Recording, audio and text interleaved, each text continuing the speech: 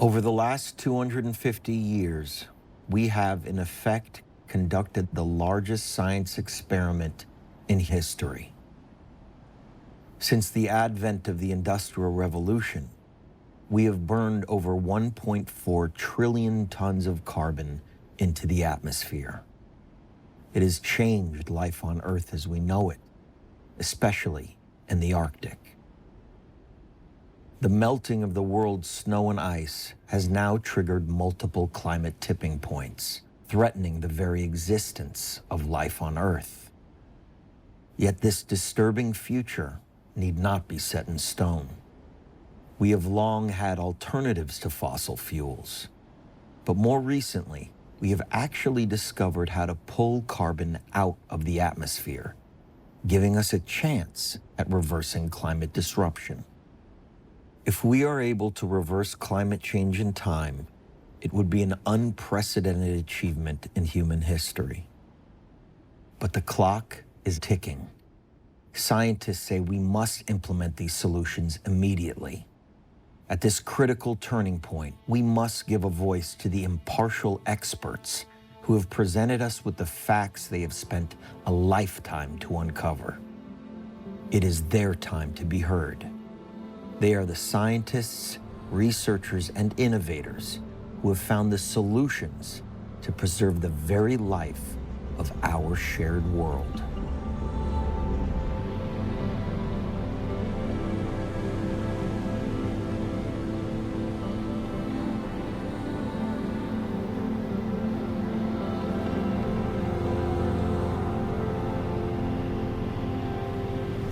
There's a couple different projects that require manual sampling.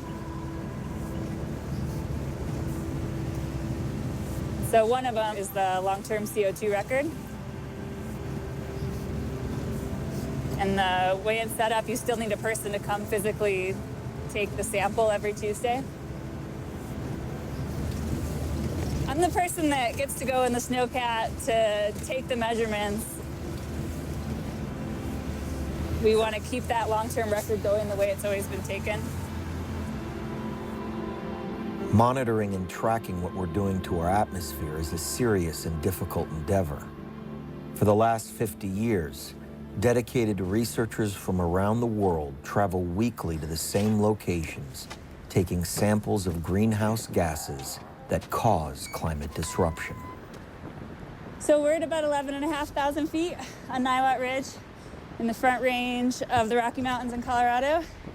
And this is NOAA's long-term CO2 sampling site here. It's the third longest in the world. So these are the flasks that we're gonna use to collect our sample made out of glass. And after we're done today filling them with air, we'll ski them down to our office, and then we'll take them down to NOAA's office in Boulder where they get analyzed along with similar flasks from all over the world. The reason we do it up here, and a lot of the sampling sites are high up in the atmosphere, is the air up here is well mixed, so you're getting a good sample of the whole atmosphere. There's a little inlet on the roof. When I turn on the pump, it's gonna suck the air into these flasks. This is actually the whole carbon cycle and greenhouse gases, and CO2 and methane are the big ones. When they took the first sample in 1968, it measured 322 parts per million. And we don't know what this sample is going to measure yet, but it's probably going to be around 408. So it's a little bit of an increase. And now I'm just putting everything away and getting it ready for next week's sample.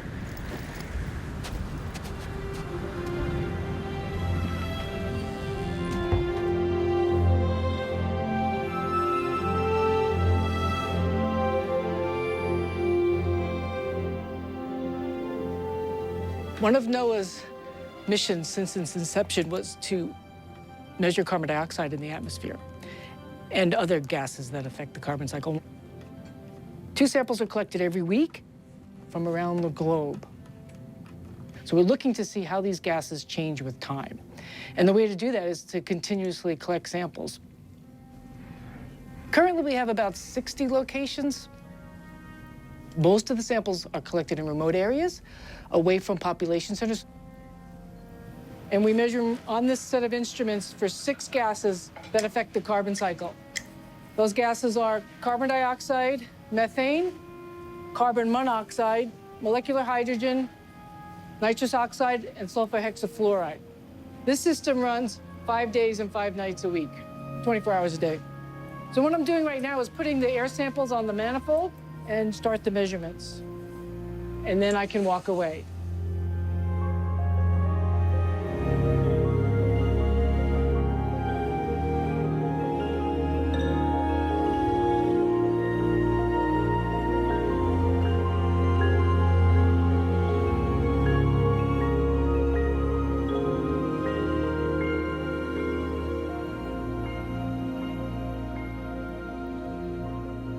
I lead NOAA's Global Greenhouse Gas Reference Network. The aim of the Global Greenhouse Gas Reference Network is to provide data that are fully calibrated, carefully quality controlled, and documented. Data that will still be fully credible 100 years from now and longer. So that as climate change is happening now and in the future over the Earth, there will be information for scientists that they can really trust so that they can diagnose what actually happened and how climate change actually happens, how it works. So modern CO2 measurements were initiated by Dave Keeling of the Scripps Institution of Oceanography. Around 1956, he started measuring along the West Coast. He saw that during mid-afternoon, wherever he was, he found pretty much the same concentration everywhere.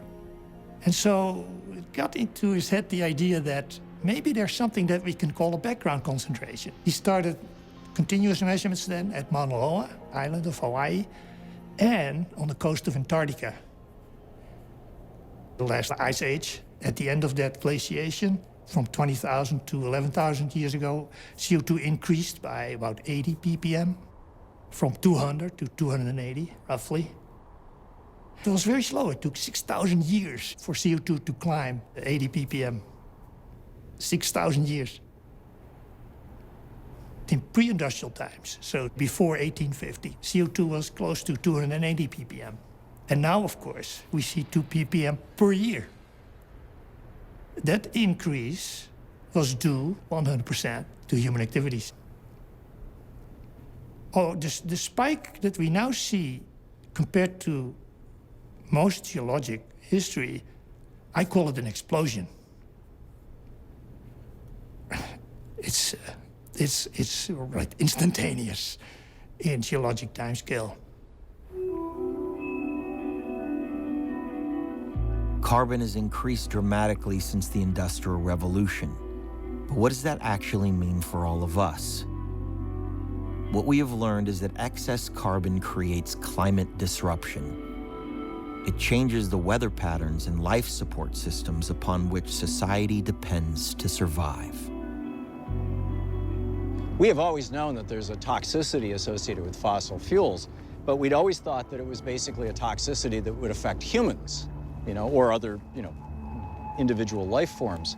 It's really only in the, within my lifetime, certainly, that it has become frighteningly apparent that the accumulation of carbon in the atmosphere has caused it to warm up. This greenhouse effect, this toxicity, impacts the life systems of the planet as a whole. And, once I got that back in the mid-90s, I had to start talking about it, and we've been talking about it ever since.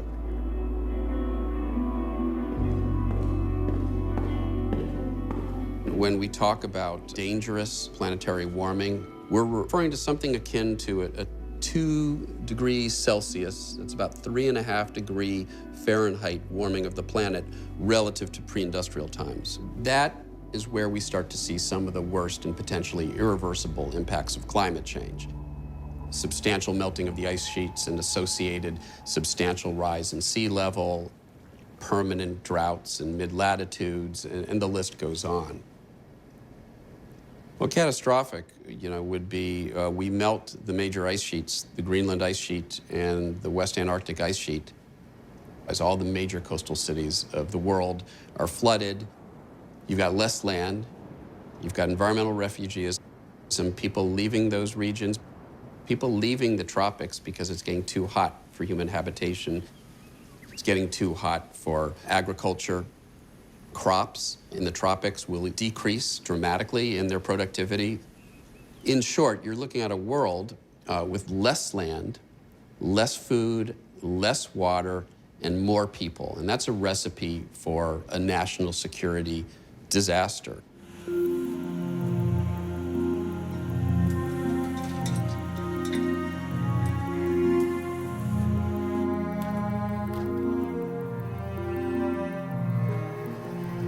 I work on the carbon cycle, tasks that I've taken on for more than 30 years.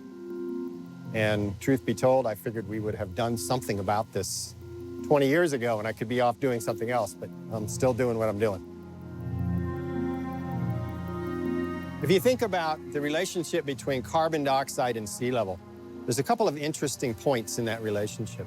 One of them is when CO2 goes up to roughly 400 parts per million. That is warm enough that we melt off chunks of Antarctica, chunks of Greenland.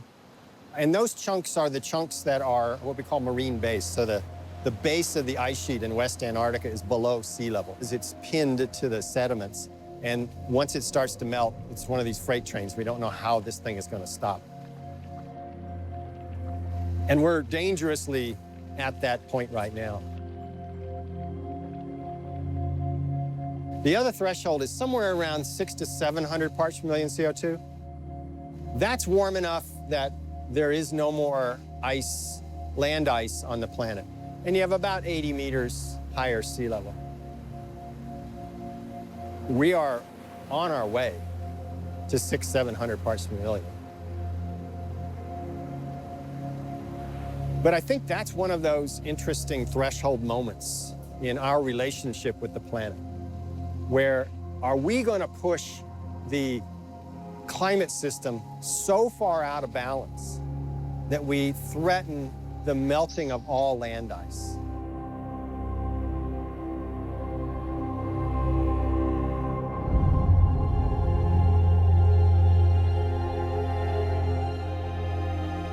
Yeah, it has changed. Icelandic nature is experiencing change because of climate change. This is quite visible in the south coast, for example.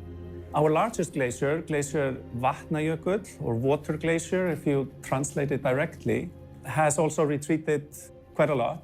There is one very interesting observation that everybody notices when they drive the south coast now, and that is that they drive over the longest bridge in Iceland, almost 1 kilometer in length, and there is almost no water under it.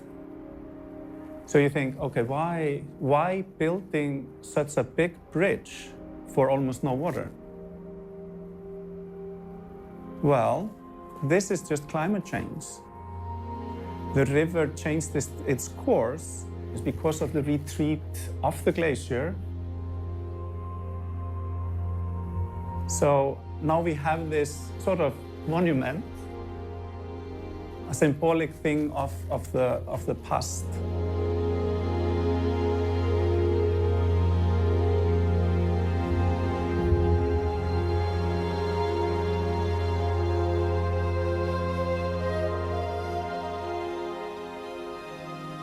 The Arctic is a profoundly different place right now.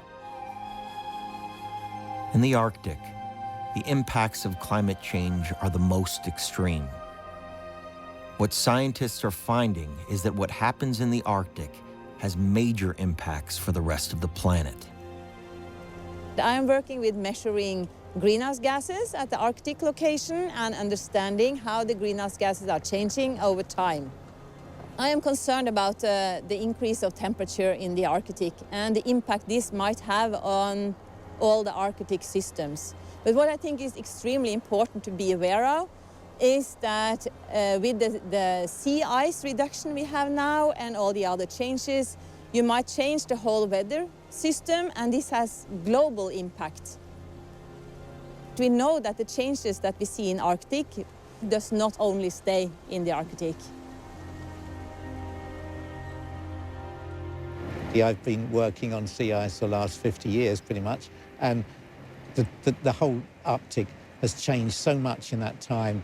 Loss of ice, loss of, not only the loss of area of ice, but the loss of the appearance of the great ice fields of the past with huge pressure ridges, very, very thick ice, really dramatic ice scenery has all gone. Last month, I was up in the Barents Sea on a research cruise in a region where normally you would have quite a lot of multi-year ice. We couldn't find any multi-year ice.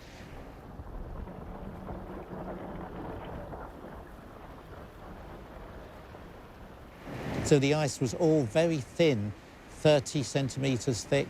The Arctic Ocean is no longer a continent of ice, but something that becomes just water in summer.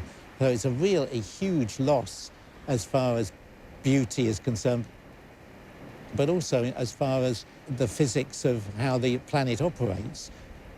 The ice is disappearing because the climate's warming. That's pretty obvious that will happen, but there's much more to it than that because, in fact, you have many other feedback mechanisms going on which cause the effects on the planet to be far worse than just the retreat of the ice.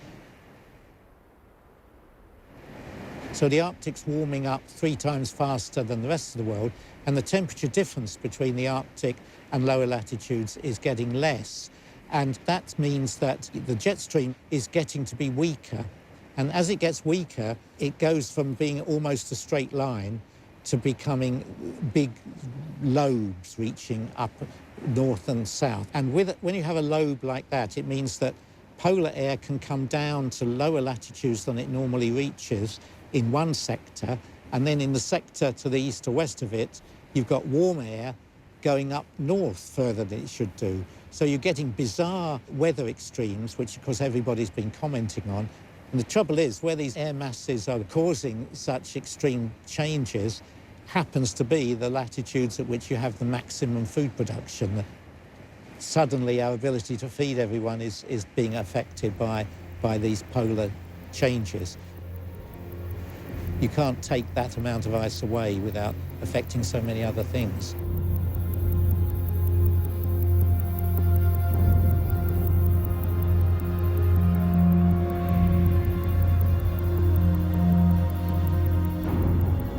The impact of our actions are starting to hit home. Scientists' predictions are now coming true sooner than expected.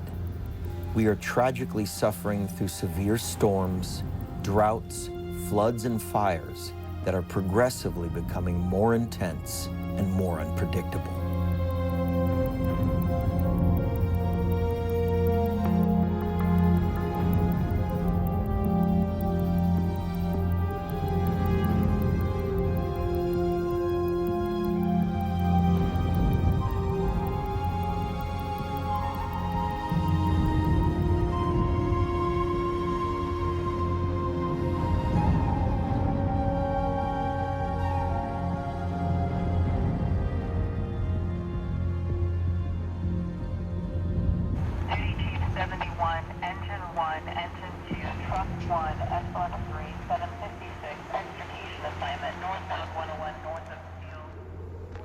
Fires started almost simultaneously in multiple places. Over 7,000 structures were destroyed and about 3,000 homes. I think at the height in the early days of the fire, maybe about 100,000 people were evacuated. It's a collective trauma. Sounded like a war zone, looked like a war zone. You know, they talk about the Hanley fire. It took a day to get here. It burned about the same footprint, but it took about a day, burned less than 200 structures. This fire started at night, made it to Santa Rosa in 4.5 hours, and there's no comparison other than the footprint. Cal Fire Incident Management Team came here to help run this incident. And he just shook his head and said, man, I've never seen anything like this. I've been doing this a long time. So that's not terribly comforting, but that's where we're at right now. If we keep having these wind events, how do we protect our citizens? How do we protect our infrastructure? What are the things that we can do to make it as good as possible? We've Been through 4 or 5 years of drought. That drought stresses all the brush, all the trees, and you know, the winds at Geyser Peak on one of the weather stations was clocked at 108 miles an hour. And I don't know what you do with those kinds of winds. When something catches on fire, it's all you can do to try to figure out where it's going and how fast it's going to get there. I never would have thought a fire would come out of the hills and run the flats in Santa Rosa. I really didn't. Cars were being flipped over. There were shoebox chunks of, embers that were being carried well ahead of the fire. You'll see there's some trees where all the limbs are they're snapped off. They're not burned off, they're snapped off. These natural disasters are so common now that people know it's going to happen to their community. It's not like a matter of if, but when.